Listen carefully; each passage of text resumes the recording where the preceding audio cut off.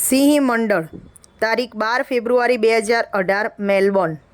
પૂજા દર્શન બાદ આ મંડળને 2015માં સ્વામીશ્રીએ લખી આપ્યું હતું કે મેલબોર્ન મંડળ બરાબર સિંહ મંડળ।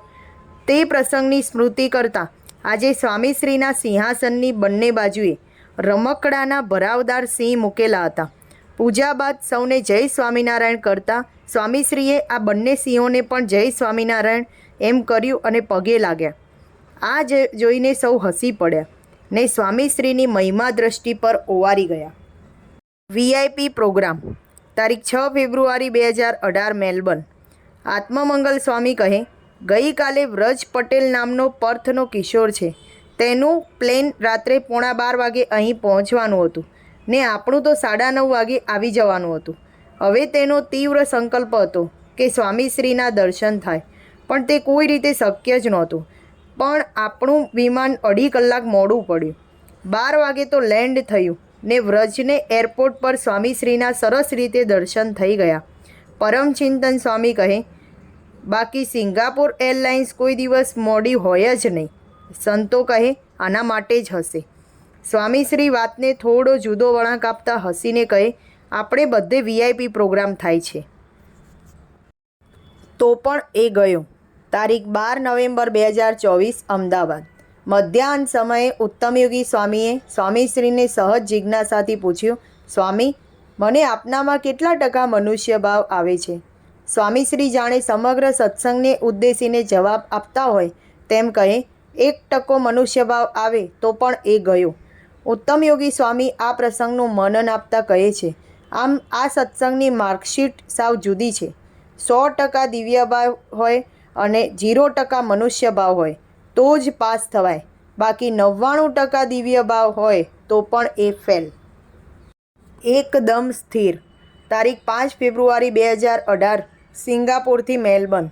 સ્વામીશ્રી 9:22 વાગે એરપોર્ટ પર પહોંચી સમય થતાં સિંગાપોર એરલાઇન્સના વિમાનમાં સીટ ઉપર વિરાજ્યા। થોડો સમય હોવાથી સાથે મુસાફરી કરી રહેલા હરિભક્તોને મળ્યા।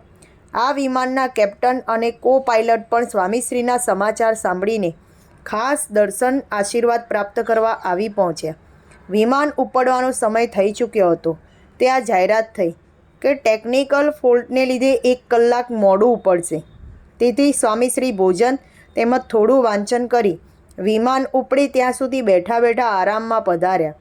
પણ થોડી વારે સમાચાર મળ્યા કે ટેકનિશિયનો અને એન્જિનિયરો મથી રહ્યા છે, એટલે હજુ વધુ વાર લાગશે। તેથી સીટ પર જ બેડ બનાવી સ્વામીશ્રીને વ્યવસ્થિત પહોંચાડવામાં આવ્યા। પ્રશ્ન હલ કરતાં કરતાં 1:45 વાગી ગયા। આમ લગભગ 4.5 કલાક વિમાનમાં બેસી રહેવું પડ્યું। કોઈ પણ કંટાળી જાય, પણ સ્વામીશ્રી એકદમ સ્થિર હતા। બધું વ્યવસ્થિત તારીખ 6 માર્ચ 2019 તિથલ। સાંજે 7:15 વાગ્યાથી સ્વામીશ્રી સાથે બેસીને આત્મ સ્વરૂપ સ્વામી અને વિવેક સ્વરૂપ સ્વામીએ તિથલ મંદિર પ્રતિષ્ઠાની ગોષ્ઠી શરૂ કરી, જેમાં સ્વામીશ્રીએ જાતે તમામ મૂર્તિઓનું સેટિંગ કરાવ્યું હતું। તેના માટે આખી રાત જાગ્યા હતા। તે વાતના સંદર્ભમાં સંતોએ પૂછ્યું, આટલું બધું શું સેટિંગ કરાવ્યું હતું? સ્વામીશ્રી કહે, ફ્રન્ટનું એટલે કે આગળનું, કે ફ્રન્ટથી તો બધા સેટિંગ કરાવે, પણ સાઈડમાં પણ, કે બીજી મૂર્તિ દબાઈ ના જાય। નાસિકા, નેત્રો બધું વ્યવસ્થિત આવવું જોઈએ। ઘણીવાર પગના ભાગેથી પણ મૂર્તિ ત્રાસી થઈ જાય, એટલે પગથી પણ ગોઠવવું પડે। બીજા ફ્રન્ટનું ગોઠવી દે, સાઈડનું મળે કે ના મળે। સ્વામીશ્રીનું પરફેક્શન અને કલા દ્રષ્ટિ લાજવાબ છે। દર્શન તારીખ 28 સપ્ટેમ્બર 2018 સારંગપુર। રાત્રે 9:06 વાગી ગયા હતા। હવે કક્ષમાં પધારી ચેષ્ટાગાન સ્નાન વગેરેમાં જોડાવાનું હતું, પરંતુ સ્વામીશ્રીએ બહાર તરફ ડગ માંડ્યા।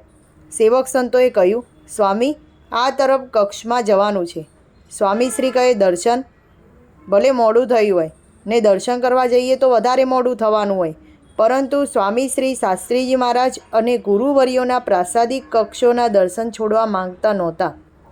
સ્વામીશ્રીને વિનંતી કરીશું તો નહીં પધારે તેવી ગણતરી હતી, તેથી ત્યાં કોઈ વ્યવસ્થા પણ નહોતી।